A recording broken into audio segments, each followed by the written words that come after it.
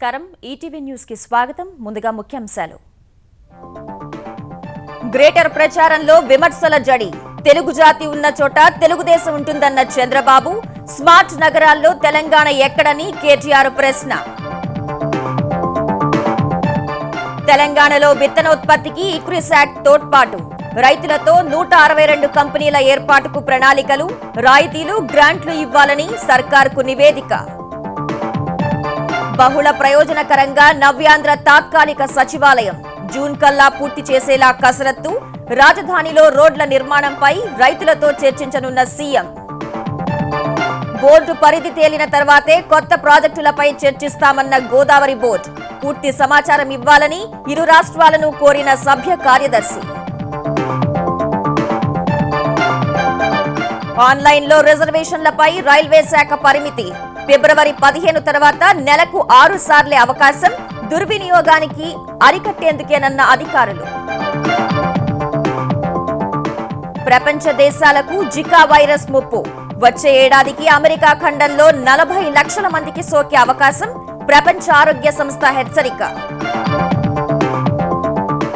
నేడు భారత్ ఆస్ట్రేలియా మధ్య రెండో టీ20 తొలి మ్యాచ్ విజయంతో సిరీస్ పై కన్నేసిన ధోనీ సేన సర్వశక్తులు ఒడ్డేందుకు సిద్ధమైన కంగారూలు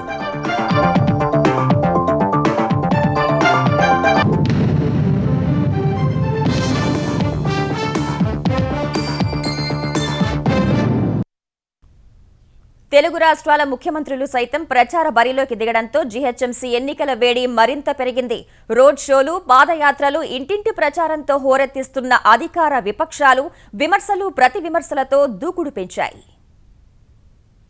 బల్దియా ప్రచారానికి 3 రోజులే మిగిలి ఉండడంతో పార్టీల ప్రచార ఉధృతి పెరిగిపోయింది ఎటు చూసినా పార్టీల జెండాలు నేతల పర్యటనలు ప్రచారంతో భాగ్యనగరం హోరెత్తుతోంది 150 డివిజన్లలో మంత్రుల నుంచి పార్టీ ముఖ్య నేతలందరినీ దించిన అధికార తెరాస తమ అభ్యర్థుల్ని గెలిపించాల్సిందిగా ఓటర్లను అభ్యర్థిస్తూ దూసుకుపోతోంది జాంబాగ్ బేగం బజార్ గోషామహల్ మంగళహాట్ పురాణాపూల్ కాచిగూడ అంబర్పేట్ రామాంతపూర్ హిమాయత్ నగర్ కవాడిగూడ రామ్నగర్ కూడళ్లలో తెలంగాణ ఐటీ మంత్రి కేటీఆర్ రోడ్ షో నిర్వహించారు. ఒక లిస్టు రిలీజ్ చేసింది 20 స్మార్ట్ సిటీలను ఎంపిక చేసిండ్రు భారతదేశంలో అందులో ఆంధ్రప్రదేశ్ కు 2 ఇచ్చిండ్రు ఒకటి విశాఖపట్నం రెండోది కాకినాడ తెలంగాణకి ఎన్ని ఇచ్చిండ్రు తెలుసా బీజేపీ వాళ్ళు గుండు 0 నేను అడుగుతా ఉన్నా కిషన్ రెడ్డి గారిని పెద్ద పెద్ద మాటలు చెప్పుడు కాదు గల్లీల నరుకుడు కాదు ఢిల్లీకి దమ్ముంటే 1 లక్ష కోట్ల ప్యాకేజ్ తీసుకురా అప్పుడు అంబర్పేటలో లేబడి ఓట్లాడమని నేను అడుగుతా ఉన్నా. తెరాసకు ఎక్కడా తగ్గకుండా విపక్షాలు ప్రచారం చేస్తున్నాయి. తెదేపా భాజపా కూటమికి మద్దతుగా ఆంధ్రప్రదేశ్ మంత్రులు సిద్దారాఘవరావు నిమ్మకాయల చినరాజప్ప వివిధ ప్రాంతాల్లో ఓట్లు అభ్యర్థించారు. ఫతేనగర్ డివిజన్లో కేంద్ర మాజీ మంత్రి దగ్గుబాటి పురంధేశ్వరి సినీ నటి జీవిత చైతన్యపురి పాతబస్తీలో కిషన్ రెడ్డి రోడ్ షో నిర్వహించారు. ఎన్డీఏ కూటమి తరపున గ్రేటర్ను చుట్టేస్తున్న తెలుగుదేశం అధినేత చంద్రబాబు తెరాస విమర్శలకు దీటైన సమాధానాలిస్తూ ప్రచారం చేశారు. తెలుగు జాతి ఎక్కడుంటే అక్కడ తెలుగుదేశం పార్టీ ఉంటుంది. తెలుగుదేశం ఎక్కడ పుట్టిన తమ్ముళ్ళు హైదరాబాద్ లో పుట్టింది తప్ప ఇంకోటి కాదు. నా రాజకీయ జీవితం ప్రారంభమైంది మొదటిసారి ఎమ్మెల్యే ఇక్కడి నుంచే తమ్ముళ్ళు హైదరాబాద్ అసెంబ్లీ నుంచే. నేను రాకుండా ఎక్కడే పోతాను తమ్ముళ్ళు నా మనసంతా హైదరాబాద్ పైనే ఉంటుంది. ఇది నా బ్రెయిన్ చైల్డ్ ఇది నా కష్టం. అమెరికాలో హైదరాబాదు అభివృద్ధికి ఫైళ్లు సంఖ్యలో పెట్టుకుని ఆఫీస్ కాలినడకపైన తిరిగింది నాకు ఇప్పుడు కూడా జ్ఞాపకం ఉంది. అంత కష్టపడి ఏర్పాటు చేశాను. కూకట్పల్లి శేరిలింగంపల్లి ఉప్పల్లో పీసీసీ అధ్యక్షుడు ఉత్తమ్ కుమార్ రెడ్డి రోడ్ షోలు నిర్వహించారు. తార్నాక డివిజన్ అభ్యర్థి బండా కార్తీకరెడ్డికి మద్దతుగా ప్రచారం చేసిన విహెచ్ కాంగ్రెస్ తోనే హైదరాబాద్ అభివృద్ధి సాధ్యమవుతుందని వ్యాఖ్యానించారు. హిమాయత్ నగర్ లో ఇందిరారావు ఇంటింటి ప్రచారం చేశారు.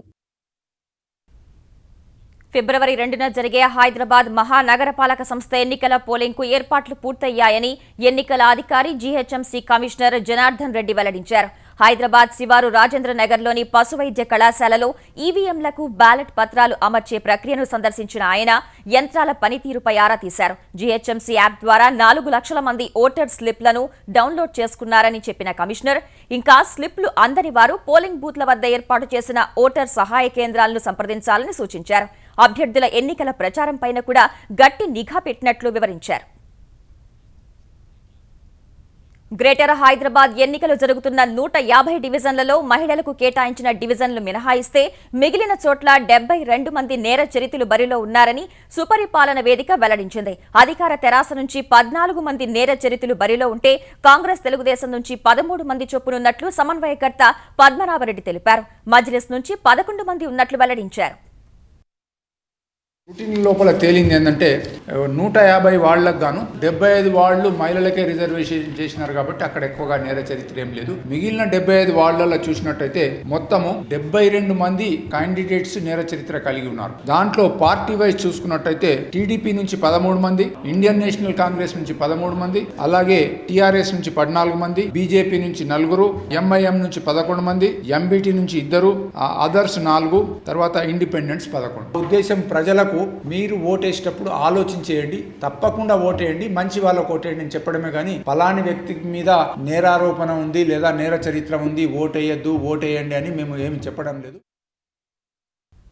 నారాయణ్ ఖేడ్ ఉప ఎన్నిక విజయంపై విపక్షాలకు తెలంగాణ మంత్రి హరీష్ రావు చేసిన సవాల్కు తెలంగాణ తెలుగుదేశం కార్యనిర్వాహక అధ్యక్షుడు రేవంత్ రెడ్డి ప్రతి సవాల్ విసిరారు. తమ పార్టీ నుంచి తెరాసలో చేరిన శాసనసభ్యులతో రాజీనామా చేయించి తిరిగి గెలిపించుకోగలిగితే తన శాసనసభ్యత్వానికి రాజీనామా చేస్తానన్నారు. మా కార్యకర్తలు చెమట రక్తం ప్రాణాలను సైతం లెక్క చేయకుండా గెలిపించి పంపిస్తే తలసాని శ్రీనివాస్ యాదవ్ను, తీగల కృష్ణారెడ్డిని, ధర్మారెడ్డిని, కుక్కట్పల్లి కృష్ణారావును, అదే విధంగా 6 మంది శాసనసభ్యులను నీ పార్టీలో చేర్చుకున్నావు కదా, మొదట ఆ 6 మందిని రాజీనామాలు చేయించు. ఆ 6 సీట్లు కారు గుర్తు మీద టీఆర్ఎస్ పార్టీ గెలిపించుకుంటే తప్పకుండా 6 మందిని పార్టీలు గెలిస్తే నేను రాజీనామా చేయడానికి సిద్ధంగా. తెలంగాణను విత్తన భాండాగారంగా తీర్చిదిద్దాలని కేసీఆర్ సర్కార్ సంకల్పానికి తోడ్పాటునిచ్చేందుకు ఇక్రిసాట్ ముందుకొచ్చింది. తెలంగాణలో 162 కంపెనీల ఏర్పాటుకు ప్రణాళికలు సిద్ధం చేసిన ఇక్రిసాట్ జిల్లాల వారీగా రైతులు సాగు చేయాల్సిన పంటల ఎంపికపై వ్యవసాయ శాఖకు సమగ్ర నివేదిక సమర్పించింది. తెలంగాణను విత్తన భాండాగారంగా తీర్చిదిద్దాలన్న ముఖ్యమంత్రి కేసీఆర్ ఆశయం మేరకు తెలంగాణ వ్యవసాయ శాఖతో కలిసి పనిచేస్తామని మెట్ట ప్రాంత వ్యవసాయ పరిశోధనా సంస్థ ఇక్రిసాట్ తెరాస సర్కారుకు హామీ ఇచ్చింది. ఈ మేరకు విత్తన ఉత్పత్తిదారుల కంపెనీల ఏర్పాటుకు కార్యాచరణ ప్రణాళిక తయారు చేసింది. విత్తన పంటలు సాగు చేసే రైతులతో కంపెనీలు ఏర్పాటు చేయించి వాటి ద్వారా పంటల సాగు విస్తీర్ణం, వ్యాపారం పెంపొందించాలని ఇక్రిసాట్ నివేదించింది. కందులు, శనగ, వేరుశెనగ, జొన్న, తృణధాన్యాల సాగులో అధిక దిగుబడులు ఇచ్చే విత్తన రకాలను రైతులతో వేయించాలని తెలిపింది. చిన్న, సన్నకారు రైతుల జీవన ప్రమాణాలను పెంచేందుకు సంప్రదాయేతర పంటల సాగును ప్రోత్సహించాలని సూచించింది. ఇప్పటికే విత్తనోత్పత్తి చేస్తున్న ప్రాంతాలే కాకుండా ఇతర ప్రాంతాలకు సంప్రదాయేతర పంటలను విస్తరించాలని సూచించింది. జిల్లాల వారీగా సాగు చేయాల్సిన విత్తన పంటలను ఎంపిక చేసి ఫార్మర్స్ ప్రొడ్యూస్డ్ కంపెనీ ఎఫ్పీసీల ద్వారా అభివృద్ధి చేయాలని పేర్కొంది. ఒక ఎఫ్పీఓకు 10 లక్షల రూపాయల చొప్పున మొత్తం 162 ఎఫ్పీఓలకు 3 ఏళ్లలో 16,20 లక్షల రూపాయలు వెచ్చించాల్సి ఉంటుందని ఇక్రిసాట్ లెక్కగట్టింది. విత్తన పంటల సాగు పెట్టుబడికి అవసరమయ్యే ఖర్చులో 6% బ్యాంకు నుంచి రుణంగా ఇప్పించాలని, మరో 30% గ్రాంటుగా, 5% రైతుల ఈక్విటీగా పెట్టాల్సి ఉంటుందని తెలంగాణ సర్కారుకి ఇక్రిసాట్ సూచించింది. ఆకర్షణీయ నగరాల తొలి జాబితా ఎంపికలో ఎలాంటి వివక్షకు తావు లేదని కేంద్ర పట్టణాభివృద్ధి శాఖ మంత్రి వెంకయ్య నాయుడు స్పష్టం చేశారు. తెలంగాణ నుంచి ఒక్క నగరానికి అవకాశం ఇవ్వలేదని ముఖ్యమంత్రి కేసీఆర్ ఆక్షేపించిన నేపథ్యంలో వెంకయ్య స్పష్టతనిచ్చారు. ఆ ఎంపిక ప్రక్రియలో ముందు వెనక మార్కులను బట్టి ఉంటుంది. రెండవది, కొన్ని నగరాలు పురాణ వచ్చాయంటే ఆంధ్రప్రదేశ్ ప్రతిపాదించిన తిరుపతి కూడా దీంట్లో మొదటి లిస్టులో ఎంపిక కాలేకపోయింది. తెలంగాణ ప్రభుత్వం ప్రతిపాదించినట్టు వరంగల్ 23వ స్థానంలో నిలిచింది. 23వ స్థానంలో ఉంది కాబట్టి నేను ఇందాక చెప్పినట్టు శీఘ్రగతిన మళ్ళా ఈ యొక్క ప్రతిపాదనలు పంపించే ఫాస్ట్ ట్రాక్ అవుతుందో వాళ్ళకి 2 నెలల సమయం ఇచ్చాం. ఆ 2 నెలల సమయంలో తెలంగాణ తప్పనిసరిగా ఎంపిక అవుతుంది. ఏ నగరమైనా ఎంపిక కాలేదు లేకపోతే వెనకబడింది ఎలాగో ముందుకు వచ్చిందంటే ముందుకు వచ్చిన దాని గొప్పతనం మంత్రిది కాదు, వెనకబడిన దాని గొప్పతనం కారణం మంత్రి కాదు. దానికి బాధ్యత ఆ నగరాలది మాత్రమే. దీంట్లో ఎలాంటి వివక్షతకు తావు లేదు. గుంటూరు జిల్లా వెలగపూడిలో నిర్మించనున్న నవ్యాంధ్ర తాత్కాలిక సచివాలయం బహుళ ప్రయోజనాలకు ఉపయోగపడేలా చేయాలని ఆంధ్రప్రదేశ్ సర్కార్ కసరత్తు చేస్తోంది. తొలి దశలో 6 లక్షల చదరపు అడుగుల నిర్మాణాన్ని అందుబాటులోకి తీసుకురానుంది. వచ్చే 1000 ఏళ్లలో కొండవీటి వాగు, పాలవాగుల వల్ల అమరావతికి ఎలాంటి వరద ప్రమాదం లేకుండా ప్రణాళికలు సిద్ధం చేస్తోంది. ఆంధ్రప్రదేశ్ తాత్కాలిక సచివాలయం నిర్మాణం ఎట్టి పరిస్థితుల్లోనూ ఈ ఏడాది జూన్ నాటికి పూర్తి చేసేందుకు చంద్రబాబు సర్కార్ కసరత్తు చేస్తోంది. ఒకే ప్రాంగణంలో సచివాలయంతో పాటే శాసనసభ, శాసనమండలి సమావేశాలు, కలెక్టర్ల సదస్సులు, ఇతర ముఖ్య సమావేశాల నిర్వహణకు అవసరమైన మందిరాలు ఉండేలా డిజైన్లు రూపొందిస్తున్నారు. తొలి దశలో G+1 నిర్మాణమే చేపట్టి భవిష్యత్లో మరింతగా విస్తరించాలని నిర్ణయించారు. ఈ నిర్మాణం పూర్తయితే 6,750 మంది సౌకర్యంగా కూర్చొని పనిచేసుకునే అవకాశం ఉంటుందని అంచనా వేశారు. ప్రస్తుతం ఏపీ సచివాలయంలో 2,500 ఉద్యోగులే ఉన్నందున తాత్కాలిక సచివాలయంలో గ్రౌండ్ ఫ్లోర్ సిద్ధమైన వారందరినీ తరలించవచ్చని సర్కార్ భావిస్తోంది. మే 2వ వారానికే గ్రౌండ్ ఫ్లోర్ సిద్ధం చేయగలమని ఆంధ్రప్రదేశ్ ప్రభుత్వ వర్గాలు ధీమా వ్యక్తం చేస్తున్నాయి. 6 బ్లాక్లు ఉంటాయి. దీంట్లోనే టెంపరీగా సచివాలయం వస్తుంది. మనకు సెక్రటరియట్, అసెంబ్లీ కూడా దానికి కావాల్సిన ఏరియా కూడా యాక్చువల్గా చూపించడం జరిగింది. ఈచ్ ఫ్లోరు 3 లక్షల చదరపు అడుగులు, 2 ఫ్లోర్లు 6 లక్షల చదరపు అడుగులు. ఒరిజినల్గా అక్కడ బిల్డింగ్ అయితే మొత్తం 24 లక్షల చదరపు అడుగులకు సంబంధించింది 8 ఫ్లోర్లు అన్నమాట. G+7 8 ఫ్లోర్లు పూర్తయితే అది 24 లక్షల చదరపు అడుగులు. అది ఫ్యూచర్లో ఏంటంటే మాల్స్ కానీ, కమర్షియల్ కాంప్లెక్స్ కానీ, ఆఫీసులు కానీ వాటికి CRD ఇచ్చుకునేది యాక్చువల్గా. అమరావతిలో ప్రధాన రహదారులు తిన్నగా ఉండేలా రైతుల్ని ఒప్పించాలని ఏపీ సర్కార్ నిర్ణయించింది. దశలవారీగా తొలుత మంత్రులు, నేతలు, తరువాత చంద్రబాబు రైతులతో సమావేశమై రహదారులు వంకరుగా ఉండటం వల్ల కలిగే నష్టాల్ని వివరించి ఒప్పించాలని నిర్ణయించారు. గ్రామ కంఠాల్లో ఎవరికైనా అన్యాయం జరిగిందని భావిస్తే మళ్లీ తమ అభ్యంతరాలు తెలిపే వెసులుబాటు కల్పిస్తున్నారు. రైతుల నుంచి వచ్చిన అభ్యంతరాలు, సూచనలపై సింగపూర్ ప్రతినిధులు ఇక్కడికి రావటం కానీ వీడియో కాన్ఫరెన్స్ ద్వారా చర్చలు జరపడం జరుగుతుందని మంత్రి నారాయణ తెలిపారు. ఉత్తర దక్షిణ అమెరికాలను వణికిస్తున్న జికా వైరస్ రూపంలో ప్రపంచానికి మరో ముప్పు ముంచుకొస్తోంది. దాదాపు 23 దేశాల్లో విస్తరించిన ఈ వైరస్ మరింత విజృంభించి వచ్చే ఏడాదికి అమెరికా ఖండంలో 40 లక్షల మందికి సోకుతుందని ప్రపంచ ఆరోగ్య సంస్థ WHO ఆందోళన వ్యక్తం చేసింది. ఈ మహమ్మారిని అదుపు చేసేందుకు తీసుకోవాల్సిన చర్యలపై ఫిబ్రవరి 1న అత్యవసర సమావేశానికి పిలుపునిచ్చింది. జికా పేరుతో మరో వైరస్ ప్రపంచ మానవాళికి సవాలు విసురుతోంది. 1947లో గుర్తించిన ఈ వైరస్ అనేక దశాబ్దాల పాటు స్తబ్దుగానే ఉన్నా ఉన్నట్టుండి తన ప్రభావం చూపుతోంది.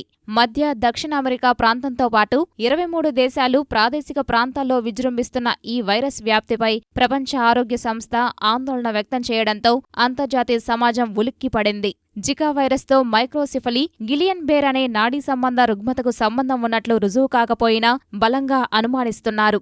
దోమల ద్వారా వ్యాపించే జికా వైరస్ను అరికట్టేందుకు దోమల వ్యాప్తి నివారణే కీలకమని WHO ప్రకటించింది. జికా వైరస్ సోకిన వారు స్వల్ప అస్వస్థత, సాధారణ జ్వరం, కళ్ళు ఎరిపెక్కడం, ఒళ్ళు నొప్పులతో బాధపడతారని తెలిపింది. గర్భిణీలపై ఎక్కువగా ప్రభావం చూపే ఈ వైరస్ వల్ల పుట్టే పిల్లలకు శారీరక, మెదడు సంబంధిత లోపాలు, నాడీ వ్యవస్థపై ప్రభావం ఉన్నట్లు గుర్తించారు.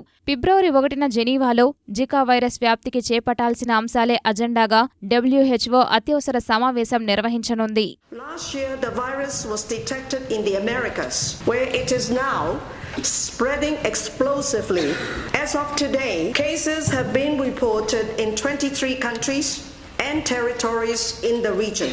The level of alarm is extremely high. ప్రస్తుతం లాటిన్ అమెరికాతో పాటు 23 దేశాల్లో విస్తరిస్తున్న ఈ వైరస్ వచ్చే ఏడాది నాటికి ఒక్క ఉత్తర అమెరికాలోనే 40 లక్షలకు చేరుకోవచ్చని WHO అంచనా వేస్తోంది.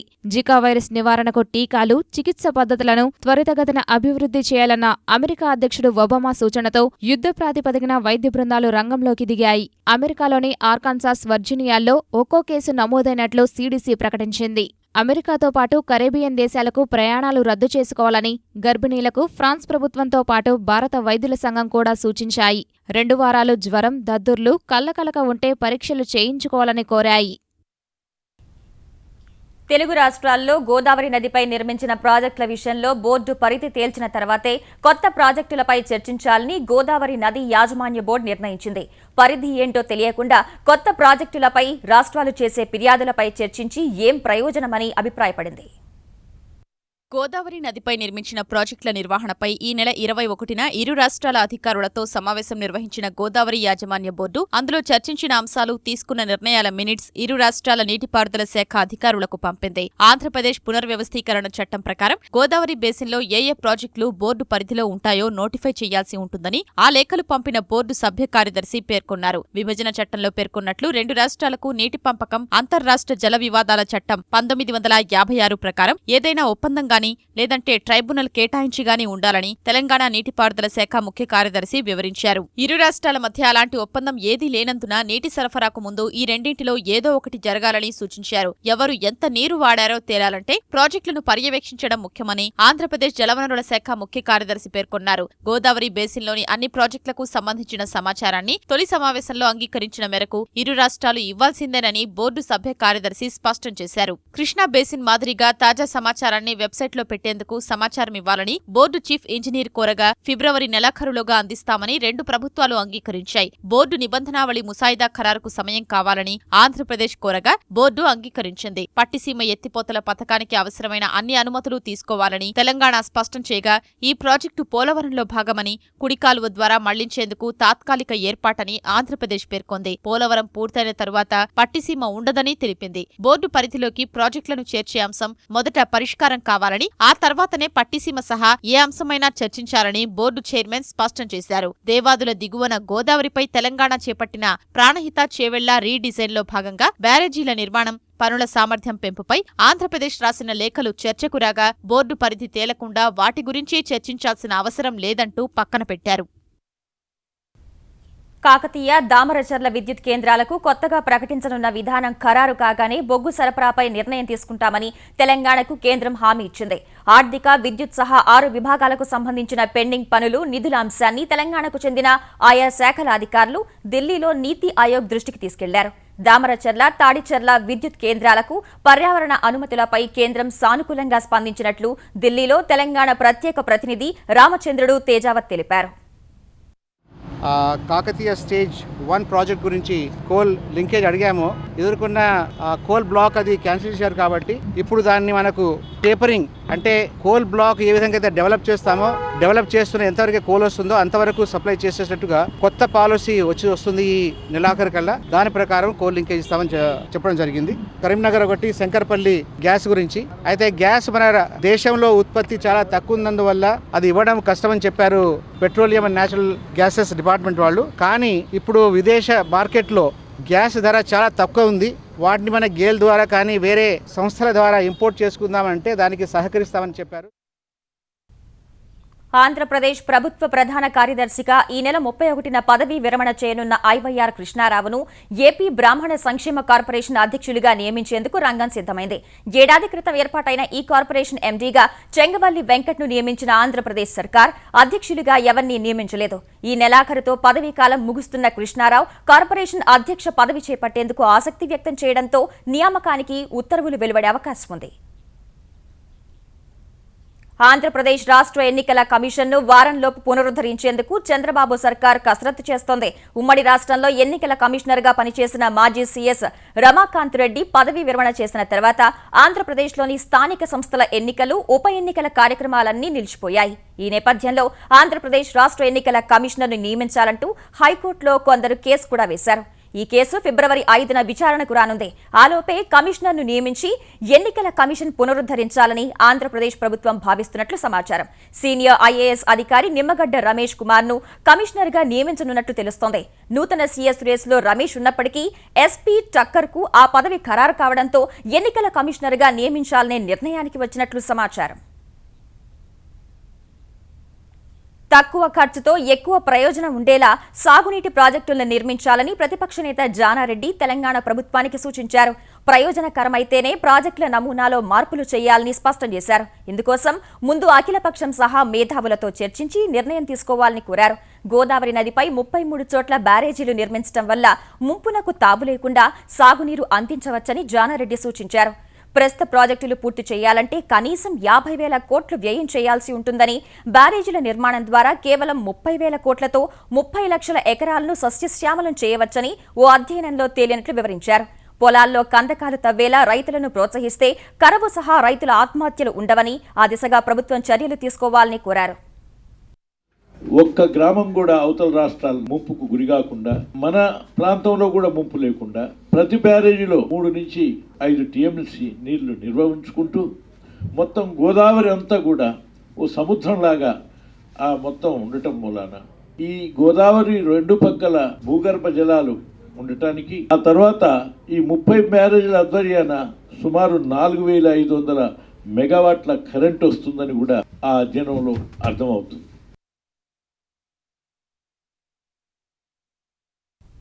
కరీంనగర్ జిల్లాలో మండలాలన్నింటినీ కరువు ప్రాంతాలుగా ప్రకటించాలని కోరుతూ కాంగ్రెస్ ఎమ్మెల్యే జీవన్ రెడ్డి హైకోర్టును ఆశ్రయించారు. 40 మండలాల్లో దుర్భిక్ష పరిస్థితులు నెలకొన్నప్పటికీ తెలంగాణ ప్రభుత్వం 19 కరువు మండలాలనే ప్రకటించిందని ఆయన హైకోర్టులో పిటిషన్ దాఖలు చేశారు. జిల్లాలోని 40 మండలాల్లో కరువు ఉందని కలెక్టర్ సిఫారసు చేసినప్పటికీ ప్రభుత్వం పట్టించుకోలేదన్నారు.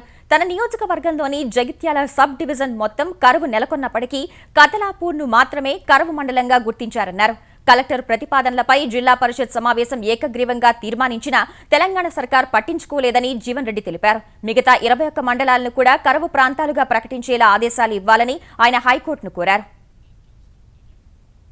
భారత్లో కులాల వారీగా జన్యు లోపాలను గుర్తించేందుకు DNA పరిశోధక కేంద్రం CDFDతో కలిసి చేపట్టిన పరిశోధన కీలక దశకు చేరిందని హార్వర్డ్ విశ్వవిద్యాలయానికి చెందిన జన్యు శాస్త్ర ప్రొఫెసర్ డేవిడ్ రీచ్ తెలిపారు. CDFDలో బయోటెక్నాలజీ శాఖ 30వ వార్షికోత్సవానికి హాజరైన ఆయన తెలుగు రాష్ట్రాల్లోని వైశ్యుల్లో బ్యూటల్ కోలిన్ ఎస్టరేజ్ అనే ఎంజైమ్ లోపం ఉన్నట్లు పరిశోధనలో తేలిందన్నారు. ఆ ఎంజైమ్ లోపం వల్ల శస్త్రచికిత్సల సమయంలో మత్తు ఇచ్చినప్పుడు తిరిగి స్పృహలోకి త్వరగా రాలేరని, కొన్నిసార్లు మృత్యువాత పడే ప్రమాదం ఉందని వివరించారు. ఈ లోపాన్ని గుర్తించినందున ప్రత్యామ్నాయ మార్గాలను ఉపయోగించే అవకాశం ఏర్పడిందన్నారు.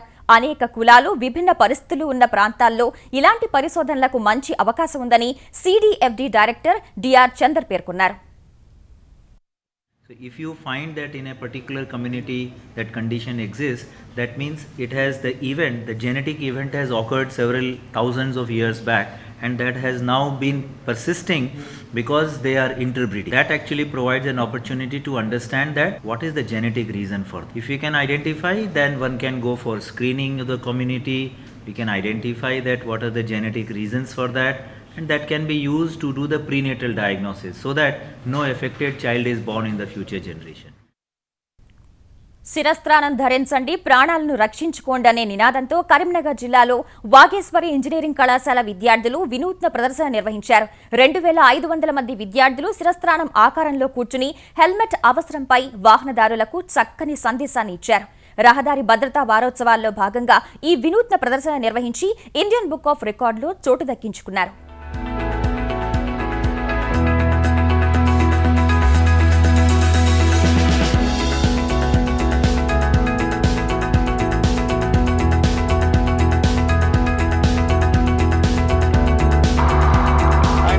Once again, SP garu and Sri Varma sir garu to give this recording event to Sri Vinod garu. Railway రిజర్వేషన్లలో ఈ టికెట్ తీసుకోవడంపై రైల్వే శాఖ పరిమితి విధించింది. ఇప్పటివరకు IRCTC ఈ టికెట్ వెబ్సైట్ నుంచి ఆన్లైన్ ద్వారా వ్యక్తిగతంగా నెలకు 10 సార్లు రిజర్వేషన్ చేసుకునే అవకాశం ఉండగా వచ్చే ఫిబ్రవరి 15 నుంచి నెలకు 6 సార్లు మాత్రమే టికెట్ బుక్ చేసుకోగలుగుతారు. ఆన్లైన్ టికెట్ రిజర్వేషన్లలో దుర్వినియోగం జరగకుండా ఈ నిర్ణయం తీసుకున్నట్లు రైల్వే శాఖ అధికారి ఒకరు తెలిపారు. ఈ టికెట్ బుకింగ్ రిజర్వేషన్లు విశ్లేషించగా 90% మంది నెలకు 6 సార్లు మాత్రమే రిజర్వేషన్ చేసుకుంటున్నట్టు తేలిందని రైల్వే శాఖ తెలిపింది. 6 కంటే ఎక్కువ సార్లు టికెట్ బుక్ చేసుకునేవారు 10% మాత్రమే ఉన్నారని వెల్లడించింది. ఆ 10% టికెట్లు కూడా పక్కదారి పడుతున్నట్లు అనుమానం వ్యక్తం చేసింది. ఈటీవీ న్యూస్ సమాప్తం. నమస్కారం.